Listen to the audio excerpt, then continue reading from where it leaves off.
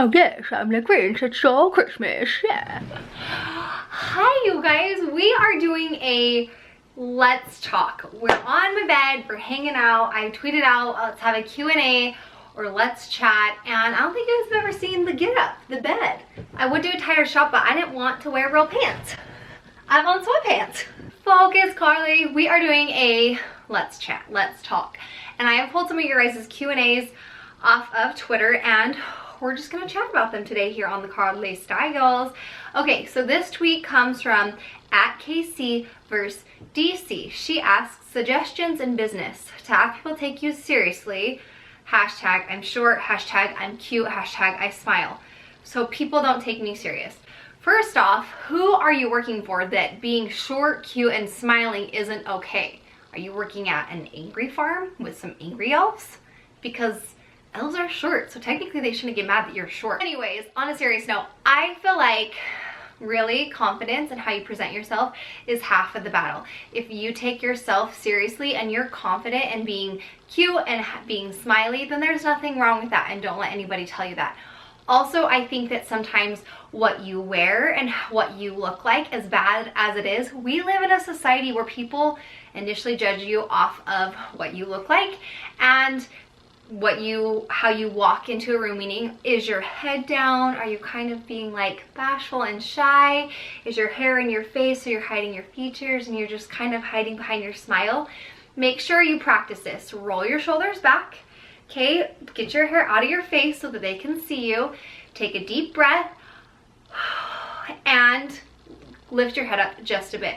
That already shows that you are confident and that you are taking yourself very seriously, and there is nothing wrong with smiling and having confidence in that and just really standing up for yourself. And if you are cute, you are cute. There's nothing wrong with that. Be who you are and don't let anybody take that away from you, okay? From at fatface82, P-H-A-T face82. But she asks, depression, exclamation mark. Have you ever dealt with it? How did you ever overcome it if so?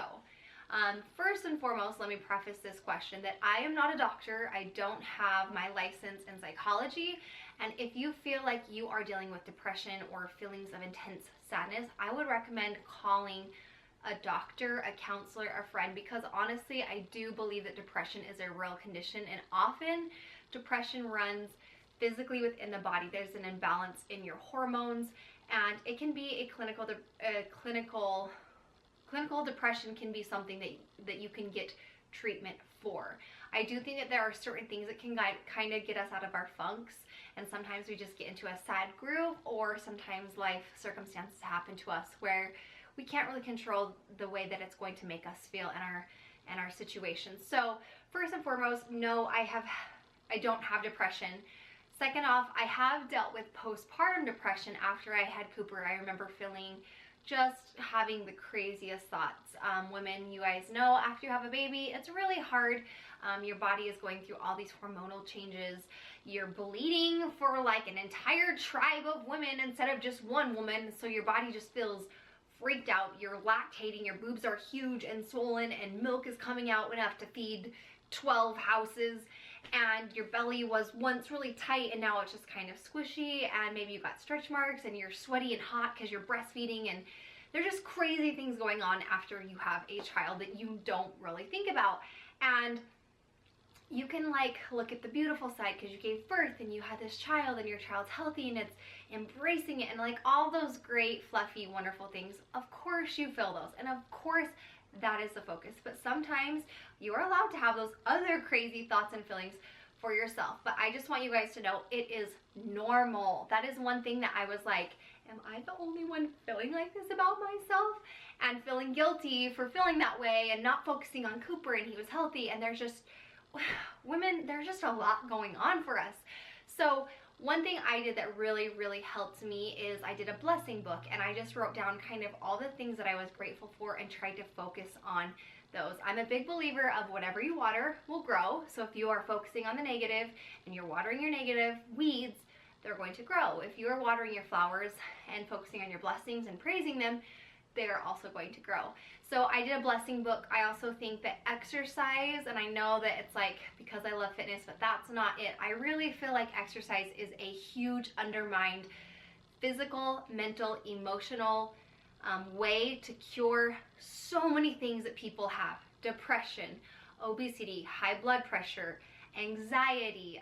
There's so many things that I feel like exercise can do for people. And when I say you need to go out and exercise, I don't mean you need to run to a gym, buy a gym membership, go grab some weights and try to fit in with everybody at the gym. That's not what I mean. Exercise can mean anything from the ground to the sky as far as moving your body and doing something for yourself that makes you healthier, whether it's walking, jump roping, jumping on a mini truck, jumping on your dang bed, just moving your body and getting your heart to pump that blood and flow through your body and breaking a sweat.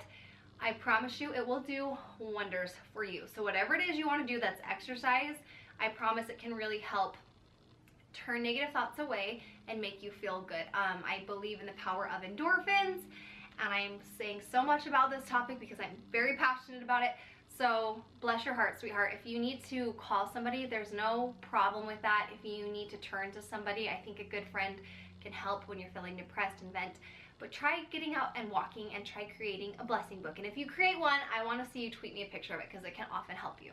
Next question is from Safi Lou 02. She asks, if Cooper was to be having problems with anything he didn't know how to talk about, how would you approach it with him? That's a really interesting question because often I think our kids do go through things that kind of are uncomfortable sometimes to bring up to adults because, you know, it's just like your parents and they're weird. So I just, from day one with Cooper, I've really tried to have an open relationship with him and an honest relationship. I've always told him, no matter what you do in life, no matter what happens to you or what kind of trouble you get into or something comes to you, as long as you are always honest with me and you come and tell me, I will never get mad at you. I think often we're afraid, or people are afraid to turn to their parents in spite of fear and the reaction, and they kind of build up how they think their parents are going to react, so they hide it. But I think that that's a really wrong thing to do because at the end of the day, your parents love you. They want what's best for you. And parents, we're not perfect. We're humans and we go off of our emotions. And sometimes when we hear about things in the heat of the moment, it's easy to fly off the handle. But I promise you, kids, that your parents love you. They want to take care of you. They want to do the best for you. And I promise you, they lay awake at night in bed thinking about the things they did that day that weren't making them the perfect parent. And it eats them up and it's hard for them. And they're learning as you are learning. And so with Cooper, I've really tried to ponder on, you know, when him and I have gone through certain things and really try to be approachable as a mom. And if he spray painted the neighbor's house, I didn't freak out and fly off the handle. I gave myself a minute to calm down and we talked about it, and I said, you know, that's really not a kind thing to do. If they were to come to our house and spray paint your toys, it would really hurt your feelings, wouldn't it? And I try to just help him develop empathy and really like seeing his surroundings with people and out in the community and really trying to take on everyone's feelings and how, if in reverse, how it would make him feel in certain circumstances. I know that the years are only going to get harder. He's only 8, and so, you know, middle school is about to come up, high school, girlfriends.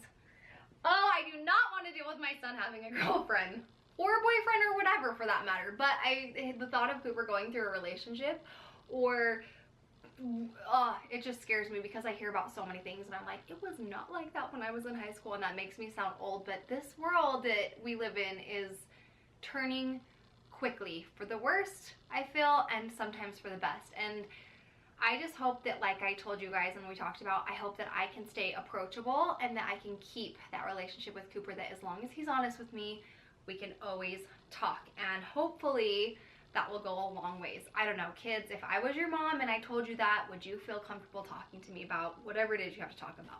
So I was gonna answer more of your questions, but I dropped my phone down between my bed frames somewhere, so I don't know where it went, and we're going on 10 minutes of venting.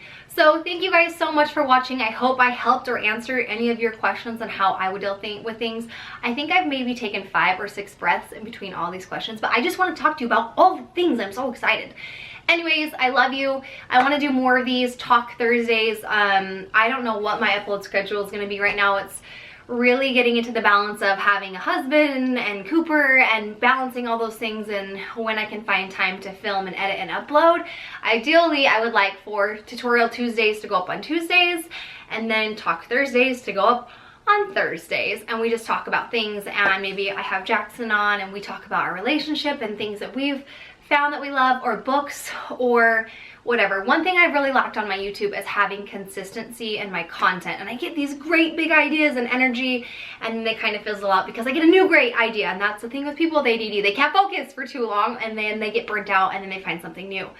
But what's great and exciting is you can always find new stuff here, and hopefully through my YouTube growing, I'm growing with it, and you guys have been growing with me, and I am so grateful.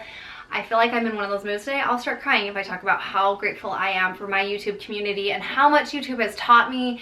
And this whole journey that we've been on, I've been able to go through breakups and moving houses and selling houses and moving states from Idaho to California and starting a major Moms You content channel with my sister-in-laws and moving back to Idaho and more heartache and my marriage and finding the man of my complete dreams, and hopefully just sharing all of that book of vulnerability with you guys has been a blessing. It's been so hard and so trying as for my character, but at the same time it has built me so much and helped me grow such a greater aspect of this world and having empathy for people who don't necessarily agree with what I agree with, and it's good for me, and I'm going to admit that. So anyways, sorry, another spiel. I am grateful for you guys. I am grateful for the opportunity to talk here with you guys and to have this like one-on-one, even though it's just like this ring of lights in my bedroom on my bed and the camera. I really feel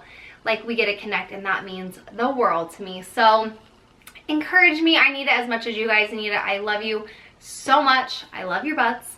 Comments below, tweet at me if you want to get a hold of me, and we'll see you next time. Thanks for stopping by. Oh, and shake your booty.